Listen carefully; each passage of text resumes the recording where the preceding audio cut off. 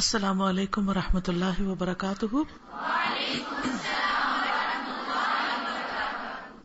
نحمده ونصلی علی رسوله الکریم اما بعد فاعوذ باللہ من الشیطان الرجیم بسم اللہ الرحمن الرحیم رب اشرح لی صدری ویسر لی امری واحلل عقدۃ من لسانی یفقهوا قولی. آپ سب کو قرآن مجید مکمل ہونے کی بہت بہت مبارک ہو. اللہ تعالیٰ واقعی اس مبارک کتاب کو ہم سب کے لیے بہت بابرکت بنا دے، دنیا میں بھی اور آخرت میں بھی. اور جن لوگوں نے اس کو پڑھا ہے، پڑھایا ہے، سیکھا اور سکھایا ہے، اللہ تعالیٰ ان سے وہ سارے وعدے پورے کرے جو اس قرآن کو سیکھنے اور سکھانے والوں کے لیے ہیں، اور دنیا اور آخرت میں اس کی برکتوں سے آپ سب کو مالا مال کرے. الحمدللہ آپ سب نے تفسیر وغیرہ سب کچھ سن لی ہے. چند ایک باتیں آپ سے کرنا چاہوں گی، اور وہ اس لیے کہ ہم سب بہت سی چیزیں جانتے ہوتے ہیں لیکن پھر بھول بھی جاتے ہیں، تو کچھ یاد دہانیاں اپنے آپ کو اور آپ سب کو کرانا مقصود ہے. اللہ تعالیٰ نے ہم سب کو بے شمار نعمتیں دے رکھی، اتنی کہ ہم گن نہیں سکتے. لیکن عام طور پر کیا ہوتا ہے کہ جب ہمیں کوئی تھوڑی سی بھی تکلیف پہنچتی ہے تو ہم ساری نعمتیں بھلا دیتے ہیں. اگر ہم صرف کوئی ایک چھوٹی سی نعمت بھی اس وقت یاد کر لیں تو ہمارا سارا دکھ، درد، تکلیف، پریشانی، غم، شکوہ، شکایت سب کچھ دور ہو جائے. لیکن ہم اس وقت نعمتوں کی یاد بھول جاتے ہیں اور تکلیف ہم پہ اتنی حاوی ہو جاتی ہے کہ ہم اس تکلیف کے اثر سے بعض اوقات اللہ تعالیٰ سے ناراض ہو جاتے ہیں، یا بعض اوقات ہم اللہ کی عبادت چھوڑ دیتے ہیں. تو اس لیے بہت ضروری ہے کہ ہم اپنے آپ کو بارہا یاد دہانی کراتے رہیں تاکہ ہم دنیا سے رخصت ہوں تو ایک اچھے مسلمان کی شکل میں. چونکہ اللہ تعالیٰ نے دنیا میں ہمیں امتحان کے لیے پیدا کیا ہے، ہمیں دیکھا جا رہا ہے کہ ہم کرتے کیا ہیں، اس لیے ہر انسان کو کسی نہ کسی تکلیف میں ضرور ڈالا جاتا ہے. یہ اس دنیا میں آنے والے ہر انسان کے ساتھ معاملہ ہے، خواہ کوئی کتنا بھی نیک کیوں نہ ہو. نبی صلی اللہ علیہ وسلم جو اللہ کے محبوب ترین تھے، اللہ کے پیغمبر تھے، اللہ تعالیٰ نے ان کو دنیا بھر کے انسانوں کے لیے ہدایت بنا کر بھیجا، رحمت بنا کر بھیجا. وہ اپنے بارے میں فرماتے ہیں کہ اگر کسی پر کوئی تکلیف ہو تو وہ میری تکلیف کو یاد کر لے تو اس کی تکلیف ہلکی ہو جائے گی. جس سے پتہ یہ چلتا ہے کہ اللہ کا پیارا ہونے کے باوجود سب سے زیادہ تکلیف ان پر آئی، اور ان کے مقابلے میں ہم سب کی تکلیفیں بہت تھوڑی ہیں، بہت چھوٹی ہیں، بہت کم ہیں. تو حقیقت یہ ہے کہ انسان کو مختلف طرح کی تکلیفوں سے اس دنیا میں آزمایا جاتا ہے. کبھی بیماری کے ساتھ آزمائش ہوتی ہے، کبھی انسانوں کے ہاتھوں ستایا جاتا ہے، لوگ اس کا مذاق اڑاتے ہیں، کبھی کوئی اس کو گالی گلوچ دیتا ہے، کبھی کوئی جسمانی اذیت ہوتی ہے، مار پیٹ ہوتی ہے، سزا دی جاتی ہے اس کو، کبھی بے گناہی سزا مل جاتی ہے اسے، حتیٰ کہ لوگ جیلوں میں پھینک دیے جاتے ہیں. پھر اسی طرح کبھی انسان کے اندر خوف آتا ہے، بے چینی ہوتی ہے، پریشانی ہوتی، کبھی تو کسی وجہ سے ہوتی ہے اور کبھی کوئی وجہ بھی نہیں ہوتی.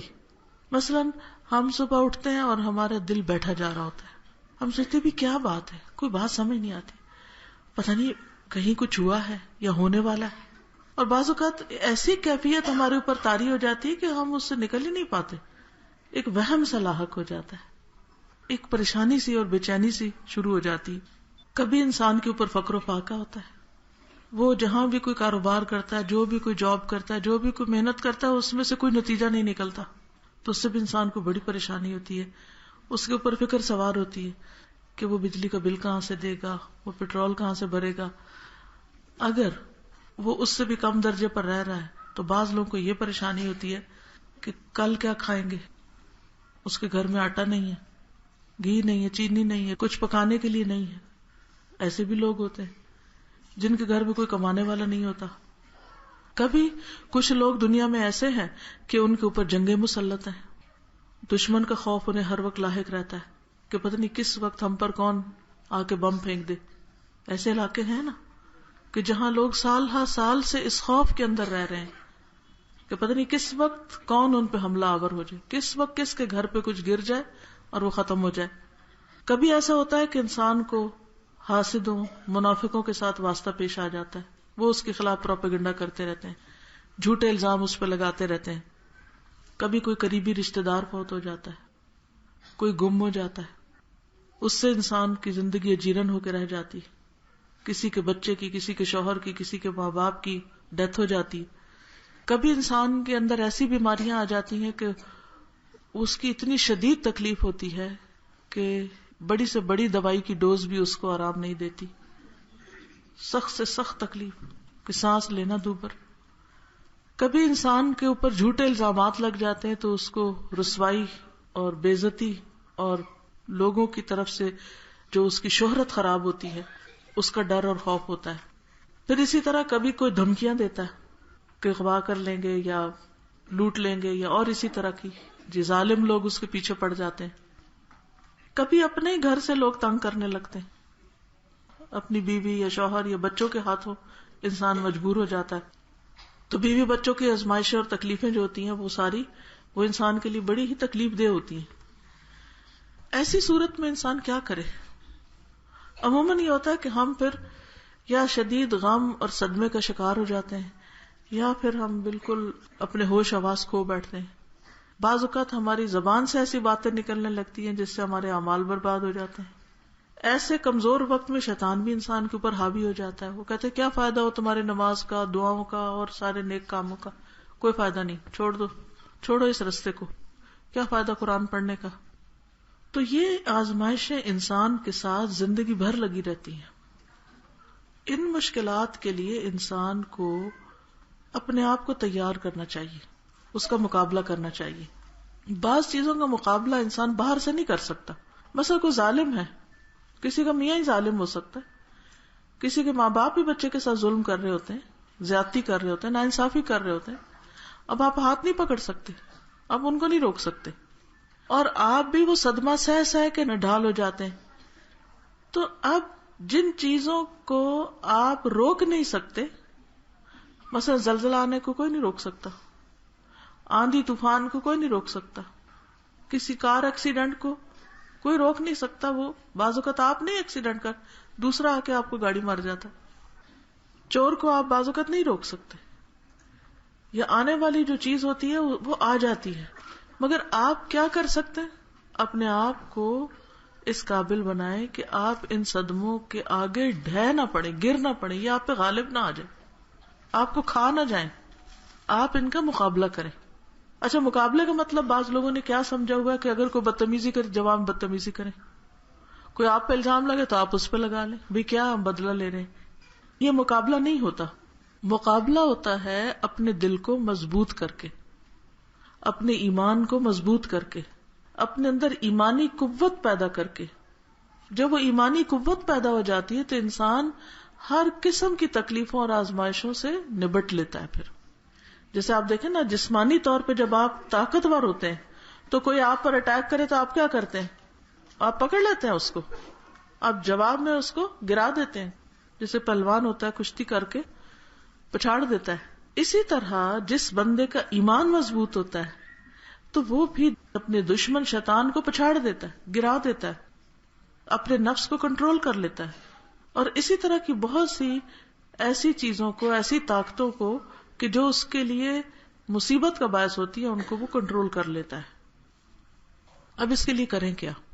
آپ نے قرآن مجید پڑھا اور ماشاءاللہ اس میں بہت سارے نسخے بتائے گئے ہیں کہ کس طرح مصیبت، مشکل، تکلیف کے وقت آپ نے کیسے بہیو کرنا ہے، اس کا مقابلہ کس طرح کرنا ہے. سب سے پہلی بات تو یہ، چند باتوں کی یاد دہانی کراؤں گی قرآن مجید میں سے ہی، نبی صلی اللہ علیہ وسلم کی سنت میں سے ہی، جو آپ پڑھ چکے ہیں. پہلی بات، اس بات کا یقین رکھنا چاہیے کہ جو مصیبت بھی آتی ہے وہ اللہ تعالی کی طرف سے ہوتی ہے اور وہ اللہ کے اذن سے ہی آتی ہے، خود سے کوئی چیز نہیں آتی. قرآن مجید میں اللہ تعالیٰ سورۃ تغابن آیت نمبر 11 میں فرماتے ہیں، ما اصاب من مصیبت الا باذن اللہ ومن یؤمن باللہ یہد قلبہ واللہ بکل شیء علیم. کوئی مصیبت نہیں پہنچتی مگر اللہ کے اذن سے، اور جو اللہ پر ایمان لے آئے وہ اس کے دل کو ہدایت دے دیتا ہے.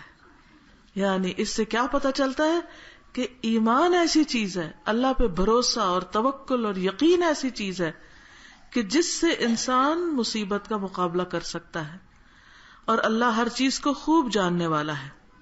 اب ہوتا کیا ہے کہ جب انسان کو مثلا چوٹ ہی لگ گئی، کچھ بھی ہو گیا، اور انسان یہ سوچتا ہے کہ یہ اللہ کے اذن سے ہوئی ہے اور اس کا کوئی مقصد ہے، کوئی وجہ ہے کہ یہ تکلیف آئی ہے، وہ کیا وجہ ہے، مجھے وہ وجہ جاننی ہے، اور اگر اللہ تعالیٰ مجھے کچھ سکھانا چاہتا ہے تو مجھے اس سے کوئی سبق سیکھنا ہے، اگر اللہ تعالیٰ مجھے مضبوط کرنا چاہتا ہے تو مجھے مضبوط بننا ہے۔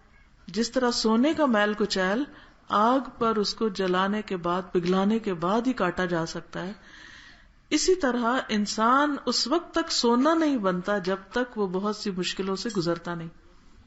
اب دیکھیے کہ جب تک کوئی لڑکی ماں نہیں بنتی نا، اس کو بہت سی تکلیفیں برداشت نہیں کرنا آتی، یا وہ ممتا اس کے اندر نہیں ہوتی، یا وہ صبر اس طرح نہیں آتا۔ کیوں؟ کیونکہ یہ اتنا تکلیف دہ مرحلہ ہوتا ہے، پریگننسی سے لے کے پیدائش کے عمل سے لے کے، اور بعد میں ہر روز آپ کی نیند جب خراب ہوتی ہے بچے کے ساتھ، تو یہ کتنی مشکل ہے۔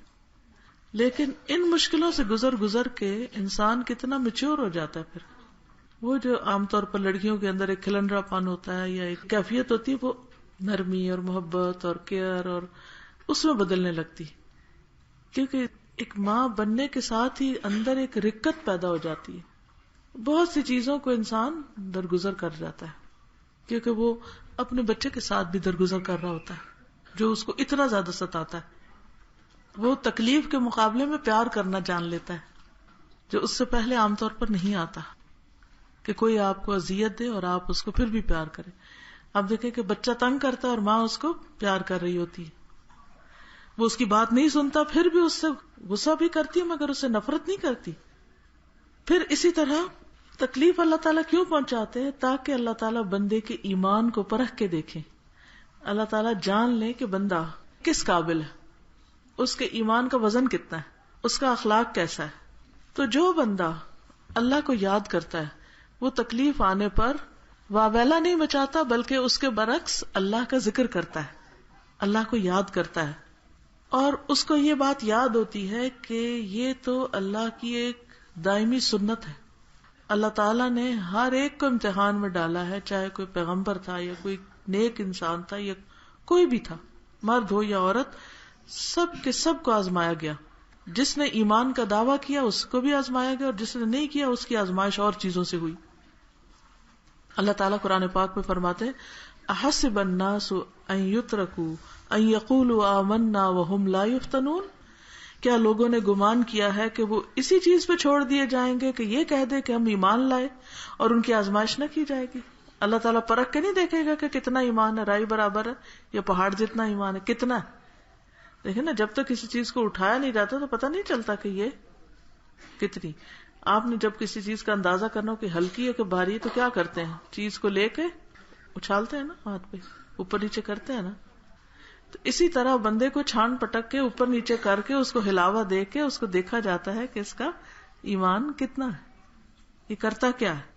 اللہ تعالیٰ فرماتے ہیں حالانکہ بلا شبہ یقیناً ہم نے ان لوگوں کی آزمائش کی جو ان سے پہلے تھے، اور اللہ تعالیٰ ہر صورت ان لوگوں کو جان لے گا جنہوں نے سچ کہا، اور ان لوگوں کو بھی ہر صورت جان لے گا جو جھوٹے ہیں۔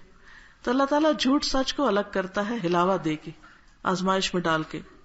پھر اسی طرح چونکہ اللہ تعالیٰ نے جنت ایسے لوگوں کے لیے بنائی ہے جو اس کے بہت چنے ہوئے پسندیدہ بندے ہوں گے، کیونکہ وہ بڑی ہی خوبصورت جگہ ہے، وہاں ہر بندہ نہیں جا سکتا، وہاں چنے ہوئے لوگ جائیں گے۔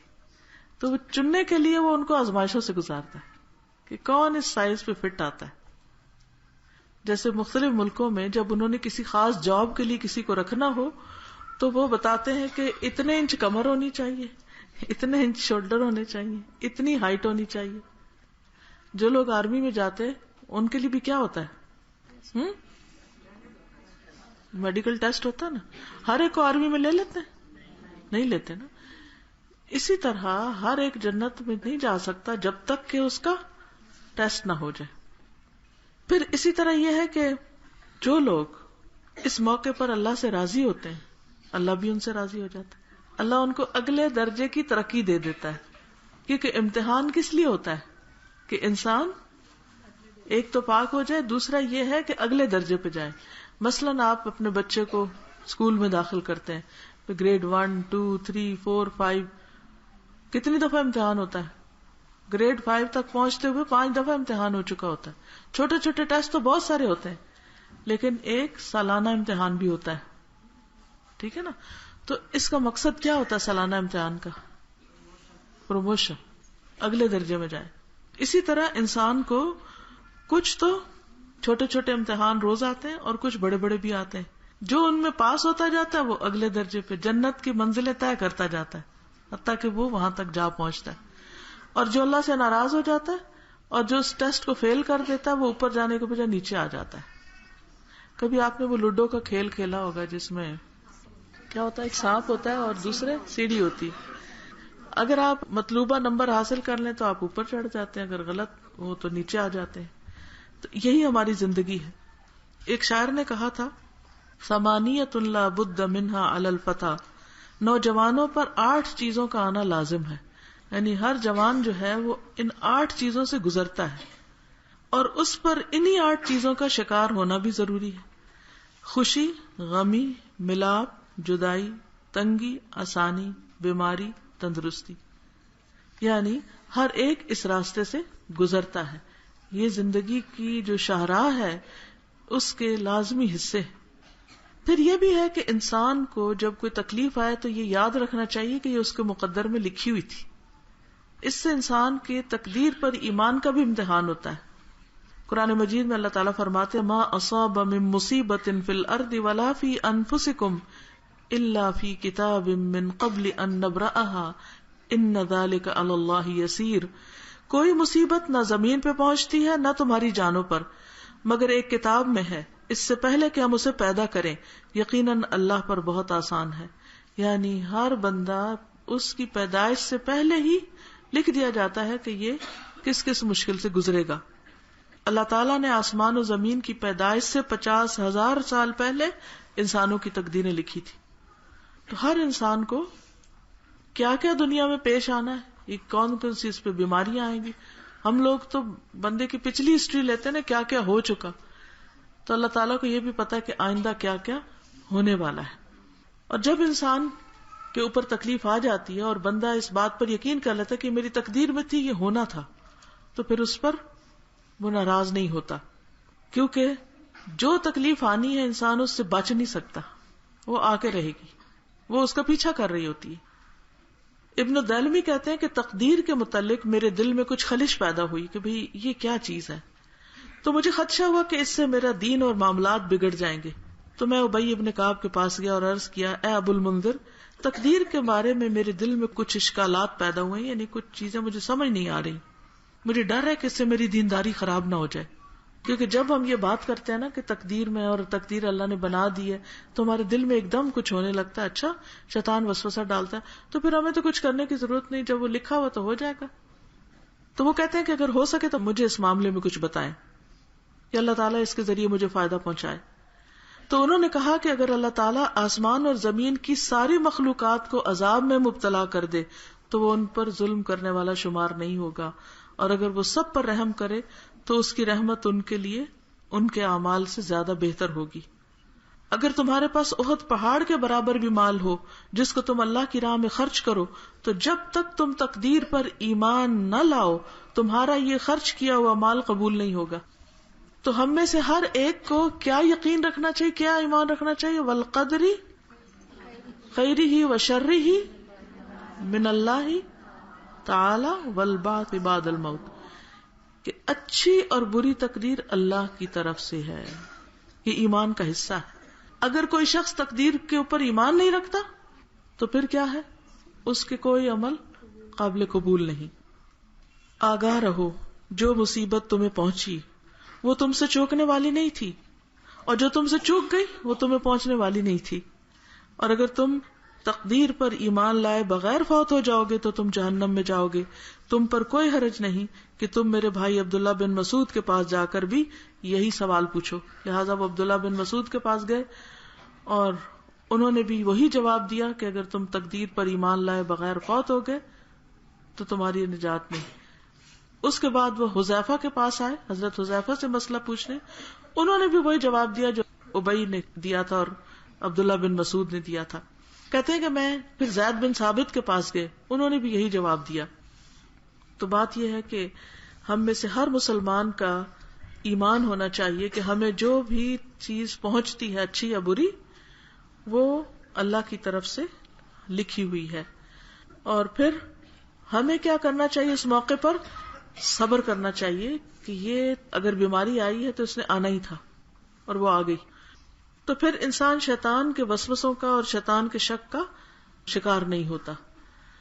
اور آپ دیکھیے کہ جب انسان تقدیر پر ایمان لے آتا ہے نا, تو پھر اس کو اللہ تعالی کے اوپر بھی مزید ایمان نصیب ہوتا ہے کہ اللہ تعالیٰ انصاف کرنے والا ہے, وہ کسی کے حق میں ظالم نہیں ہے. بعض لوگ کہتے ہیں کہ اچھا اللہ نے ہمارے لیے تکلیف لکھی کیوں؟ اگر وہ آئی اور اللہ نے لکھی ہوئی تھی اور وہ آ گئی تو کیوں لکھی؟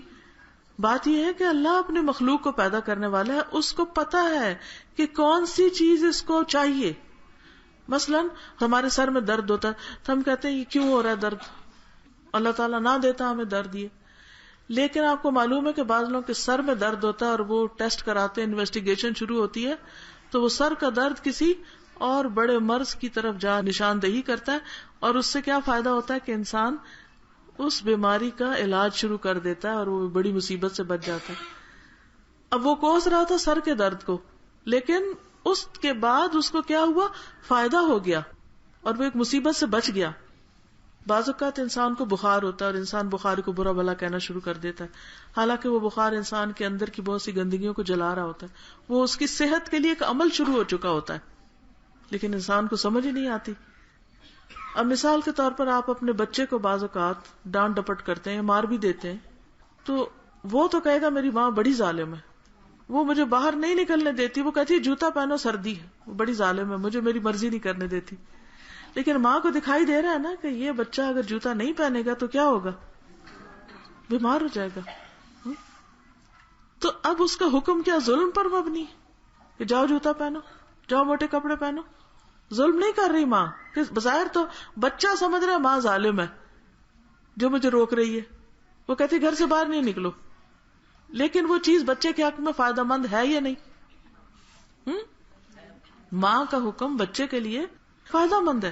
اسی طرح اللہ تعالیٰ بعض اوقات ہمیں کسی مصیبت میں ڈالتا ہے, یا مشکل میں یا تکلیف میں, اور اس میں ہمارا فائدہ ہوتا ہے جس کو ہم سمجھ نہیں رہے ہوتے اور ہم اللہ کو ظالم کہتے ہیں. تو اس سے بچنا چاہیے, ٹھیک ہے نا.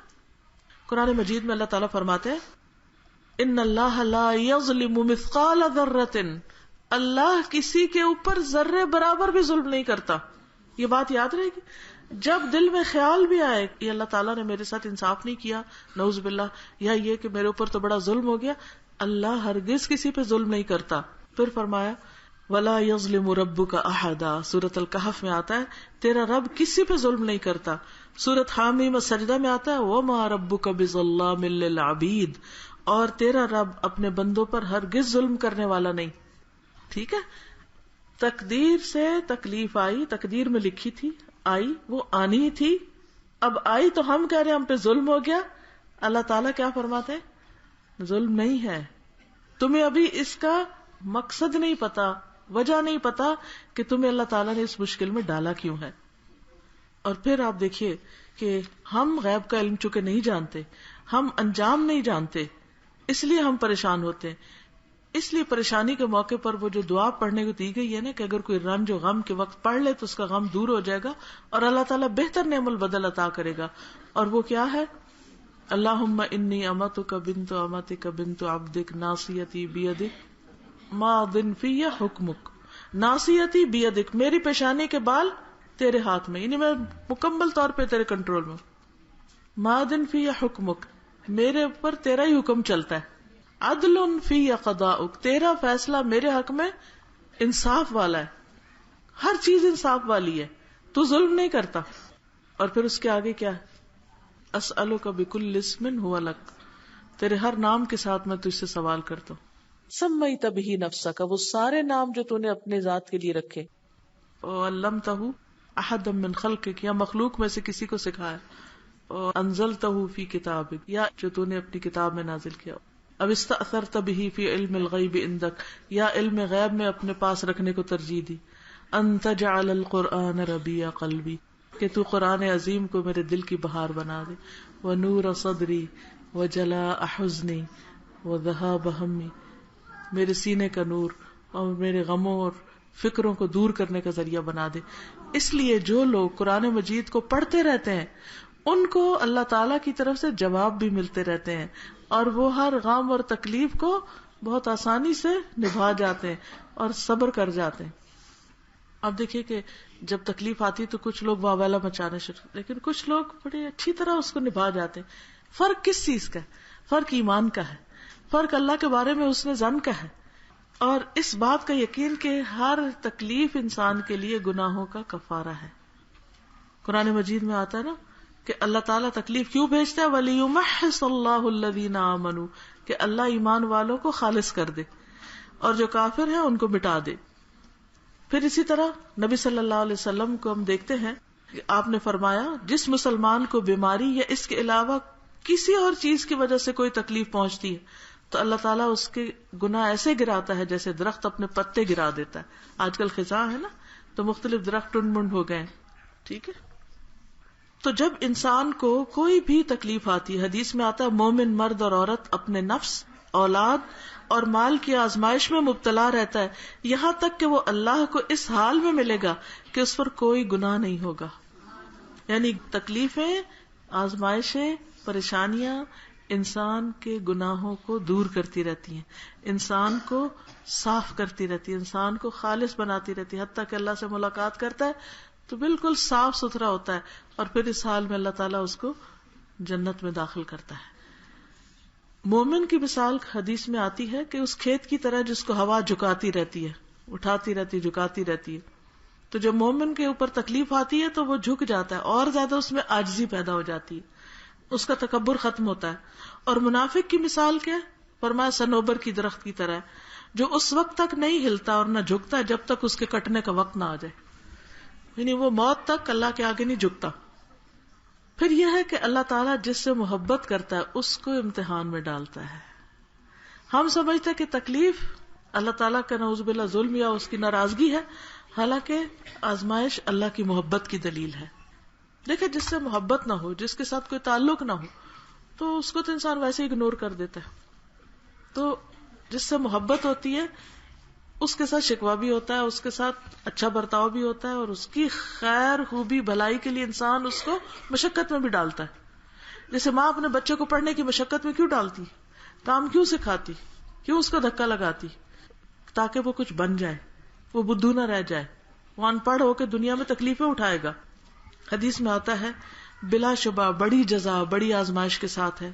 یقیناً جب اللہ تعالیٰ کسی قوم سے محبت کرتے ہیں تو اس کو آزمائش میں مبتلا کر دیتے ہیں.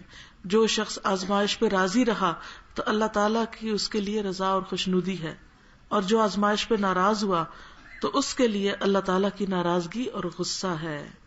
ٹھیک ہے نا، یعنی اللہ کی طرف سے آئے ہوئے امتحان پر انسان کو ناراض بالکل نہیں ہونا چاہیے. اور پھر یہ کہ غم بھی ایک حد کے اندر ہونا چاہیے.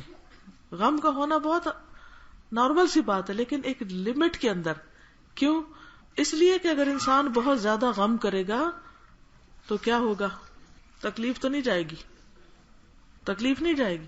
جو آنی تھی وہ آ گئی، جو نقصان ہونا تھا ہو گیا، جس نے فوت ہونا تھا ہو گیا، جو چوری ہونا تھا ہو گیا، جو ہاتھ سے جانا تھا چلا گیا. اب آپ کتنا بھی روئیں تو وہ واپس تو نہیں لوٹے گا. اس لیے انسان کو صبر سے کام لینا چاہیے، اللہ تعالیٰ پر توکل رکھنی چاہیے کہ دن بدلتے رہتے ہیں، رات کے بعد صبح ہو جاتی ہے. اللہ تعالیٰ اچھے دن دکھائے گا اور اجر و ثواب سے نوازے گا. اس لیے انسان اللہ پر بھروسہ کرتے ہوئے صبر و تحمل سے کام لے، اللہ کو یاد کرتا رہے اور اپنے ایمان کو بڑھانے کی فکر کرے، تاکہ اندر اگر اس کی ریزسٹنس پار ہوگی تو انشاءاللہ مقابلہ آسانی سے ہو جائے گا. دوسری بات یہ کہ سفر کا مہینہ چل رہا ہے اور ہمارے ہاں بہت ساری توہمات ہوتی ہیں سفر میں. توہمات جو ہیں یہ انسان کو شرک میں مبتلا کر دیتی ہیں بعض اوقات. تو اس کے علاج کے لیے یہ ایک لیکچر ہے، اسی طرح جیسے آج میں لیکچر دے رہی ہوں تو لیکچر دیا تھا ماہ سفر اور توہمات کہ کون کون سی ہیں اور ان کے اوپر یقین نہیں کرنا چاہیے، لوگوں کو بھی بتانا چاہیے.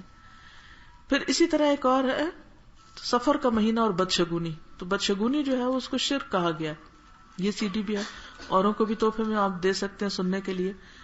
پھر جب انسان کے اوپر تکلیف آ جاتی ہے, انسان کے گناہوں کی وجہ سے بعض اوقات اس پہ امتحان آتے ہیں, تو ان سے نجات کا کیا طریقہ ہے؟ توبہ استغفار. تو کیسے کریں توبہ استغفار؟ تو ایک CD اس پر ہے, گناہوں سے نجات توبہ اور استغفار سے. پھر ایاک نستعین کا یہ چھوٹا ورژن آ گیا ہے جو پاکٹ سائز ہے, اس میں ساری دعائیں اور کچھ نئی بھی ڈالی ہوئی ہیں, تو یہ تحفہ دینے کے لیے بہت اچھی ہے کتاب. پھر انگلش میں بھی رنج و غم کے علاج کی دعائیں موجود ہیں. کوئی فوت ہو جائے تو اس کے لیے دعا انگلش میں بھی ہے. پھر قرآن مجید کی تکمیل کی دعائیں ہیں. نبی صلی اللہ علیہ وسلم کے جو دن بھر کے معمولات ہوتے تھے اس پر انگلش اور اردو میں دونوں میں ہے. آج کل ربیع الاول قریب ہے, پھر شروع ہونے کے, تو اسکولوں میں کالجز میں ادھر ادھر لوگ ربیع الاول کے اندر بہت سی خرافات کر رہے ہوتے ہیں. تو آپ کیا کر سکتے کہ یہ کتابیں ہر اسکول میں پہنچا دیں. دیکھیں کہ آپ جب صدقہ کرتے ہیں نا, تو ایک ہوتا ہے کھانے پینے کا صدقہ اور ایک ہوتا ہے روحانی صدقہ. کسی کو کتاب دینا, کسی کو کیسٹ دینا, کسی کو کوئی پوسٹر دینا, یہ سارا صدقے میں شمار ہوتا ہے. اور انسان جب دوسروں کی بھلائی کرتا ہے, کسی کو آپ شرک سے بچاتے ہیں, کسی کو گناہ سے بچاتے ہیں, تو اس سے آپ کا اجر و ثواب بڑھ جاتا ہے. یعنی اللہ تعالیٰ آپ کو محفوظ رکھتا ہے. پھر حسن اخلاق کا بھی نیا ورژن آ گیا ہے, اور سفر کا مہینہ اور بدشگونی کتابچہ بھی ہے اگر کوئی پڑھنا چاہے. درود شریف کے اوپر بھی ایک ہے. پھر یہ کہ اس دفعہ ہم نے لوگوں کو ایجوکیٹ کرنے کے لیے سفر کے مہینے کے بارے میں یہ پوسٹر بنائے, اور یہ آپ مختلف جگہوں پر لگا سکتے ہیں, یعنی اسکولوں میں, کالجوں میں, ہاسپٹلز میں, کلینکس میں, جہاں جہاں آپ لگانا چاہیں جا کے لگا سکتے, تاکہ لوگ اس کو پڑھتے رہیں اور ان کو پتہ چلتا رہے. یہ چھوٹے ہیں اور یہ بڑے بھی لگائے ہیں کہ وہ بھی فائدہ اٹھا سکے. تو یہ چند چیزیں تھی. آپ سب کے لیے بہت ساری دعائیں, زندگی کی ہر مشکل میں صبر کے لیے, استقامت کے لیے دعائیں, آپ لوگوں کی صحت کے لیے دعائیں. اور مجھے بہت سے ایسے چہرے نظر آ رہے ہیں جنہوں نے یہ کام شروع کیا تھا, اللہ تعالیٰ ان کے لیے اس کو صدقہ جاریہ بنائے, اور اللہ تعالیٰ ہمیں آئندہ بھی اپنے دین کی بہترین خدمت کی توفیق عطا فرمائے. آپ سب کا آنا, بیٹھنا, سننا, عمل کرنا قبول فرمائے. جزاک اللہ خیر. السلام علیکم ورحمۃ اللہ وبرکاتہ.